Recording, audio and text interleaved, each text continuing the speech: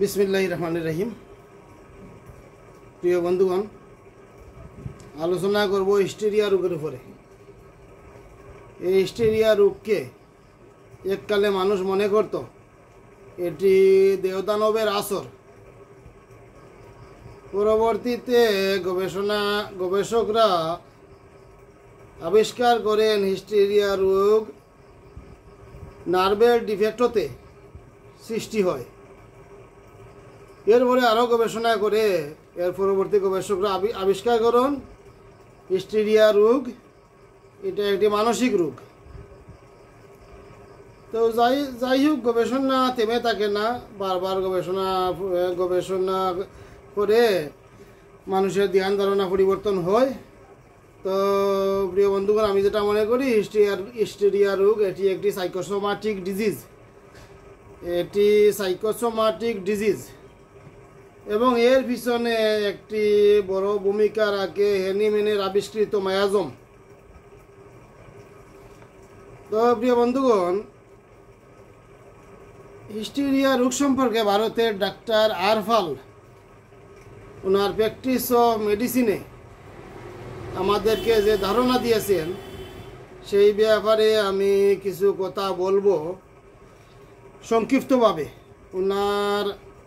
Owner practice of মেডিসিনে অনেক বিস্তারিত আলোচনা করা হয়েছে। সেটি বিস্তারিত বলতে গেলে হয়তো দীর্ঘ সময় চলে যাবে, পরিমাণ ধৈর্য সবার থাকবে না, তাই একটু সংক্ষিপ্ত করে আমি বলবো। তো শুরু করা যাক। হিস্টেরিয়া রোগ পুরুষের চেয়ে মহিলাদের বেশি দেখা যায়।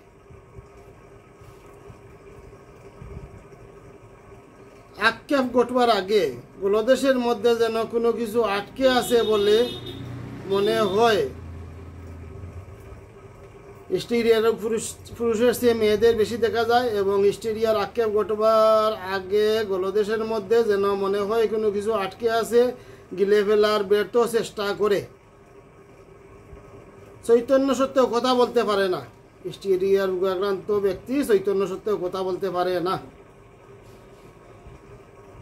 কারণ যে কোনো কারণে স্নায়বিক উত্তেজনা দেখা দিলে এই রোগ প্রকাশ পায়। যে কোনো কারণে স্নায়বিক উত্তেজনা দেখা দিলে হিস্টেরিয়া রোগ প্রকাশ পায়। কখনো ঋতুর গোলযোগ বা জরায়ুর স্থানভ্রষ্টতা প্রভৃতি কারণেও এই রোগ সৃষ্টি হতে পারে। ভয়, সুখ, আকস্মিক দুঃসংবাদ, আকস্মিক দুর্ঘটনা, হিংসা, দেশ প্রভৃতি কারণে এই রোগ হতে পারে।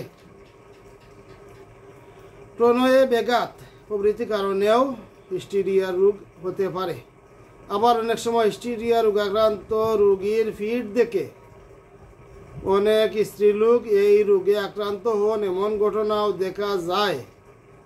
তো প্রিয় বন্ধুগণ, হিস্টেরিয়া রোগীর ফিট দেখে অনেক সময় অনেক স্ত্রীলোকেরা হিস্টেরিয়া রোগে আক্রান্ত হতে পারে।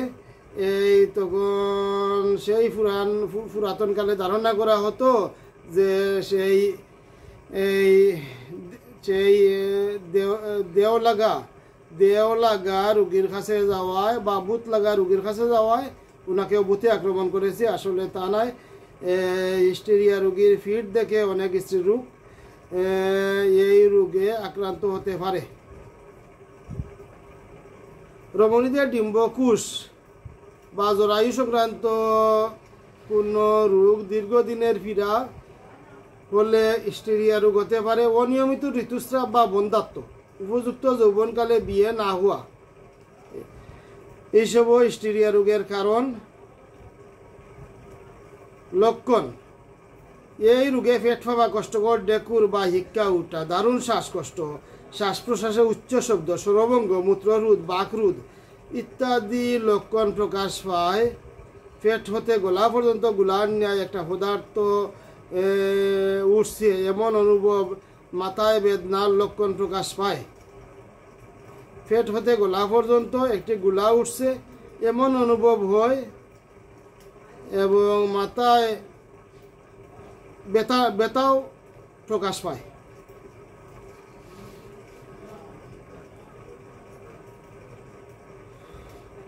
রোগ আক্রমণের পূর্বে রোগী হাসে, চিৎকার করে, অসংলগ্ন কথা বলতে বলতে অজ্ঞান হয়ে পড়ে, অজ্ঞান অবস্থায় চুল ছিঁড়ে, হাত পা শক্ত করে রাখে, দাঁতে দাঁত লাগে, হাত পা ছুঁড়ে এবং কথা বন্ধ হয়ে যায়। কখনো দেখা যায় চামড়ার নিচে ফিট ফিট করে অসার বোধ মনে হয় গায়ের উপর ফিফড়া আসছে। এই রোগে আক্রান্ত হওয়ার পূর্বে শরীর কাঁপে, মাথা ঘুরে, মনে হয় এখনই পড়ে যাবে। আক্রান্তকালে জিভ কামড়ে ধরে, মুখ দিয়ে ফেনা উঠে। অনেক সময় রোগীর গলা বন্ধ হয়ে যাবার, ভয়াবহ দম বন্ধ হয়ে যাবার উপক্রম হয়। বুক ধরফর করে, প্রচুর পরিমাণে প্রস্রাব হয়। অনেক ক্ষেত্রে দেখা যায় রোগীর পেটে গ্যাস হয়ে ফুলে উঠে। সাধারণত 15-16 বছর হতে 30-35 বছরের ব্যক্তিদের এই রোগ বেশি হবার আশঙ্কা থাকে। আবার কখনো ইয়ার্সে কম বয়সের বালক বালিকাদের হতে পারে। এই রোগ পুরাতন রূপ ধারণ করলে অনেক সময় জটিল উপসর্গ দেখা দেয়। যে সকল জটিল উপসর্গ দেখা দেবার আশঙ্কা থাকে তাহার মধ্যে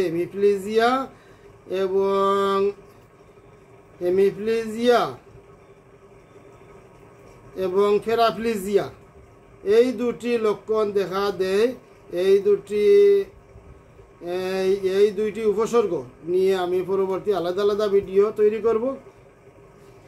তো আপনারা বুঝতে পারবেন হেমিপ্লেজিয়া এবং প্যারাপ্লেজিয়া কি। হিস্টেরিয়া রোগের লক্ষণ অনুসারে ইয়াকে দুই ভাগে ভাগ করা যায়: কনভালসিভ হিস্টেরিয়া ও নন কনভালসিভ হিস্টেরিয়া। কনভালসিভ হিস্টেরিয়া এই রোগে রোগী ফিট হয়ে পড়ে, সংসারে সুখ দুঃখ সন্তাপ নীরবে সহ্য করে রোগী হিস্টেরিয়া আক্রান্ত হয়। সংসারে সুখ দুঃখ নীরবে সহ্য করে রোগী হিস্টেরিয়া আক্রান্ত হয়। প্রেমের ক্ষেত্রে হতাশ ও অতিরিক্ত ক্রোধ ইত্যাদি কারণে ইয়া সৃষ্টি হতে পারে। ফিট হয়ে পড়ার পূর্বে রোগী হাসে, কাঁদে, গান গায়, অপ্রাসঙ্গিক কথা বলে, দীর্ঘ নিঃশ্বাস ফেলে, শ্বাসকষ্ট দেখা দেয়, বুক ধরফর করে, বই বই ভাব দেখা দেয়। রোগী মনে করে বায়ুর মতো কি যেন একটা গোলাকার পদার্থ তলপেট হতে গলার দিকে টেলে উঠে এবং শ্বাসকষ্ট ভাব দেখা দেয়। এই জাতীয় লক্ষণকে গ্লোবাস হিস্টেরিয়া বলে অভিহিত করা হয়। ইয়ার পূর্বে রোগীর জ্ঞান লোপ হয় এবং ফিট হয়ে পড়ে। ফিটের পূর্বে রোগী কোনো একটা নির্দিষ্ট স্থানে গিয়ে শুয়ে পড়ে। ফিটের সময় অঙ্গ প্রত্যঙ্গ, হাত পা ছুঁড়ে, হাত মোটা করে চিৎকার করে, দাঁতে দাঁত লাগে, পেট ফুলে যায়। এইরূপ অবস্থা 3-4 মিনিট হতে 2-3 ঘন্টা পর্যন্ত স্থায়ী হতে পারে। পরে ধীরে ধীরে জ্ঞান হয়, ফিট নিবৃত্তি হয়, বর্ণহীন জলের মতো প্রচুর পরিমাণে প্রস্রাব হয়।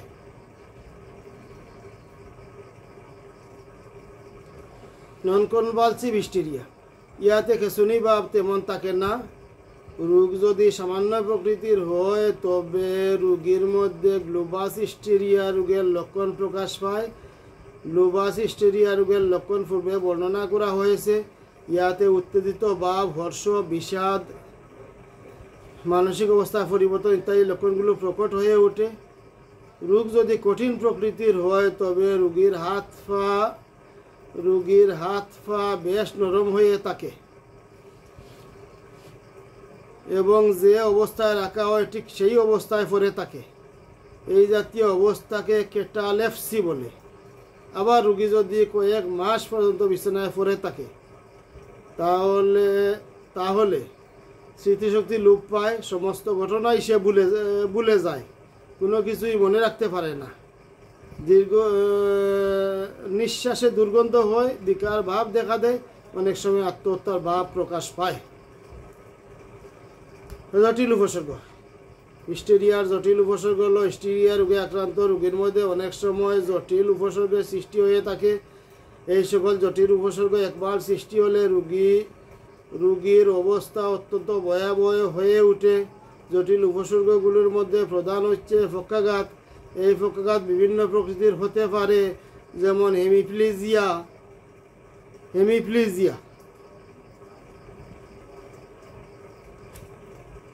এবং প্যারাপ্লেজিয়া। এই দুইটি জটিল অবস্থা ধারণ করে।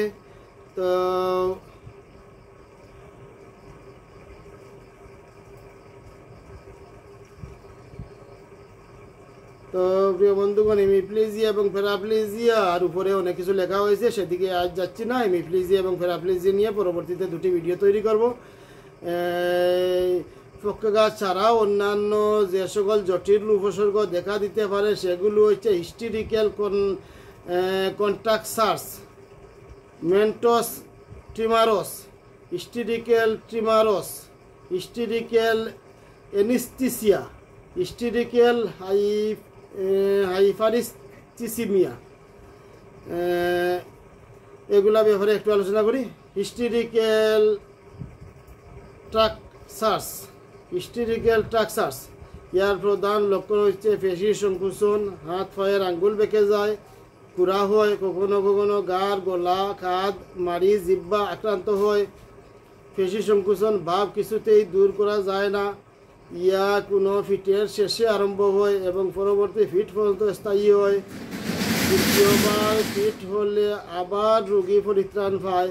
কখনো কখনো আবার এই হাত পায়ের আঙ্গুল বাঁকা ভাব দূর হয় না। ইয়া এক প্রকার মারাত্মক প্রকৃতির রোগ বিশেষ। ফ্যান্টাস ট্রিমারস, ফ্যান্টাস ট্রিমারস হিস্টেরিয়া রোগগ্রস্ত কোনো রমণীর ঋতুবন্ধ হবার বয়সে অথবা ঋতুবন্ধ হবার পর ঠিক গর্ভের লক্ষণগুলো প্রকাশ পায়। তলপেট উঁচু হয়, স্তনে দুধ সঞ্চার হয়, গর্ভের মতো অন্যান্য লক্ষণগুলো দেখা যায়। এমতো অবস্থায় 1-2 বছর পর্যন্ত কেটে যায় কিন্তু সন্তান প্রসব হয় না। চিকিৎসা শাস্ত্রের পরীক্ষায় ভ্রূণের কোনো চিহ্ন পাওয়া যায় না। ডায়াফ্রাম ও উদর পেশির সংকুচন হওয়ায় উক্ত প্রকার লক্ষণ প্রকাশিত হবার কারণ। উহা প্রকৃত গর্ভসঞ্চয় নয়। এই জাতীয় লক্ষণযুক্ত অবস্থাকে ফ্যান্টম ট্রিমার্স বলে। হিস্টেরিক্যাল ট্রিমার্স, হিস্টেরিক্যাল ট্রিমার্স এই জাতীয় রোগের লক্ষণ হচ্ছে রোগী হাত পা অনবরত কাঁপে, মাথাও কখনো কখনো কাঁপে, পা আক্রান্ত হয়। ইয়া কখনো এককভাবে আসে, আবার কখনো প্যারালিসিস ও কন্ট্রাকশানের সঙ্গে আসে। ইয়া একটি মারাত্মক উপসর্গ রূপে বিবেচিত হয়। হিস্টেরিক্যাল অ্যানেস্থেসিয়া, হিস্টেরিক্যাল অ্যানেস্থেসিয়া এই জাতীয় রোগ উপসর্গ দেখা দিলে রোগীর মধ্যে অদ্ভুত লক্ষণ প্রকাশ পায়। যেমন রোগীর কোনো অনুভূতি থাকে না, শরীরে প্রায় সকল স্থানে বা কোনো অংশের চামড়ায় সুচবিদ্ধ করলে রোগী কোনো প্রকার বেদনা বা যন্ত্রণা অনুভব করে না। সাধারণত দেহের একদিকের অঙ্গেই উক্ত প্রকার লক্ষণ অধিক দেখা যায়। ইয়া একটি বিশেষ উপসর্গ। হিস্টেরিক্যাল হাইপেরিসিয়া, হিস্টেরিক্যাল হাইপেরিসিয়া এই রোগের লক্ষণ হচ্ছে ইয়া শরীরের কোনো এক অংশে অথবা নানা স্থানে অত্যন্ত প্রকট রূপে প্রকাশ পায়। ইয়াতে অত্যন্ত বেদনা ও যন্ত্রণার সৃষ্টি হয়। মাথায়, গাড়ে, স্ত্রী জননেন্দ্রিয়ে, বুকে, পিঠে, হাতে, পায়ে, ঘাটে ইত্যাদি স্থানে শুল বেদনার মতো সৃষ্টি হয়। এক প্রকার প্রাদায়িক বেদনার মতো বেদনা হয়। এই বেদনার অনুভূতি অনেকটা পেরিটোনাইটিস, অ্যাপেন্ডিসাইটিস, গ্যাস্ট্রাইটিসের মতো। উপরোক্ত উপসর্গ ছাড়া এই রোগে আক্রান্ত রোগীর মধ্যে সাধারণত শ্বাসকষ্ট, বুক ধরফরানি, বুকে বেদনা ইত্যাদি লক্ষণগুলো প্রকাশ পায়। কোনো কোনো হিস্টেরিয়া রোগে আক্রান্ত রোগীদের মাসিক ঋতু রক্ত নাক দিয়ে নির্গত হয়। এছাড়া উদরে বায়ু জমা, উদর স্ফীতি, ফাঁকাশয়ী শুল বেদনা, বমি, কোষ্ঠকাঠিন্য, আক্কে, ভিক্ষা প্রভৃতি উপসর্গ দেখা যায়। অনেক সময় হিস্টেরিয়া আক্রান্ত রোগীর দাড়ি মুছ গজায় পুরুষের মতো, তাও দেখা যায়।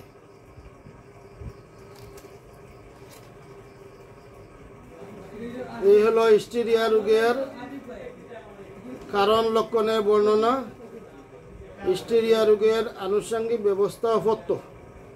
হিস্টেরিয়া রোগীর মানসিক অবস্থার বিশেষ গোলযোগ থাকে, এই জন্য এই জাতীয় রোগীকে কখনো গালমন্দ বা তিরস্কার করা উচিত নয়। চা, কফি, সুরা বা কোনো উত্তেজক দ্রব্য গ্রহণ করা উচিত নয়। কুষ্ঠ যাতে পরিষ্কার থাকে সেদিকে নজর দিতে হবে, কারণ এই জাতীয় রোগীর পক্ষে কুষ্ঠকাঠিন্য বিশেষ খারাপ লক্ষণ বলে বিবেচিত। কুষ্ঠ পরিষ্কার থাকলে রোগী অনেকটা ভালো থাকে। রমণীদের ক্ষেত্রে ঋতুর গোলযোগ থাকলে হিস্টেরিয়া রোগীর লক্ষণ আরও খারাপ হয়। ফিটের সময় গায়ে জামা কাপড়, গলা ও বুকের বোতামগুলো এবং কোমরের কাপড় অবশ্যই ঢিলা করে দিতে হবে। রোগীর চোখে ঠান্ডা জলের জাফটা দিলে ফিটের উপশম হয়। দাঁতে দাঁত লাগলে জোর করে খোলার চেষ্টা না করা উচিত। অনেক সময় 10-15 সেকেন্ড নাক মুখ টিপে ধরলে নিঃশ্বাস বন্ধ হবে, তাতে দাঁত আপনা হইতেই খুলে যাবে এবং ফিটের উপকার হবে। ফিট অনেকক্ষণ স্থায়ী হলে দু অথবা একদিকের কুস্কির উপর, ডিম্বকোষের স্থানে, ইলিয়াক ফোসার উপর হাত মুঠো করে 2-3 মিনিট কাল চেপে রাখলে ফিটে উপকার হয়।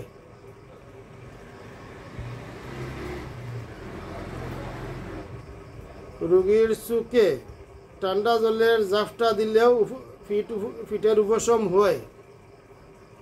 এমিল নাইট্রেট মাদার 8-10 ফুটা ঢেলে রুমালে রোগীর এমিল নাইট্রেট মাদার 8-10 ফুটা রুমালে ঢেলে রোগীর নাকের গোড়ায় ধরলে ফিটের তীব্রতা কমে যায়। হিস্টেরিয়া রোগীকে সর্বদাই পুষ্টিকর খাদ্য খেতে দিতে হবে। এই হলো হিস্টেরিয়া রোগের আনুষঙ্গিক ব্যবস্থা। এখন ডাক্তার আরফাল ওনার প্র্যাকটিস অফ মেডিসিনে হিস্টেরিয়া রোগের চিকিৎসায় যে মেডিসিনগুলো এনেছেন সেগুলো হলো camphor, moschus, ignatia, hyoscyamus, pulsatilla, asafoetida, nux moschata, বায়োলাউডা, tarentula, platina, zincum valeriana, lilium tig, valeriana, absinthium, agaricus muscarius, cuprum metallicum, ফুটফস ফুটিডাস। বায়োকেমিক ওষুধের মধ্যে ক্যালিফসকে উনি বিশেষ গুরুত্ব দিয়েছেন এবং ক্যালিফসের সাথে এনেছেন নেট্টামিউর এবং ক্যালিফস, এই দুটি বায়োকেমিক ওষুধ। তো প্রিয় বন্ধুগণ, এই হলো হিস্টেরিয়া রোগের উপর একটি সংক্ষিপ্ত আলোচনা এবং হিস্টেরিয়া রোগের ডাক্তার আরফালের নির্দেশিত মেডিসিনগুলোর নাম বললাম। তো আগামী ভিডিওতে আমি হিস্টেরিয়া রোগের মেডিসিনগুলি নিয়ে আমেরিকার বিখ্যাত ডাক্তার কেন সাহেবের রেপার্টরিতে আলোচনা করব হিস্টেরিয়া রোগের সবগুলা মেডিসিন নিয়ে। তো সবাই ভালো থাকেন। আসসালামু আলাইকুম।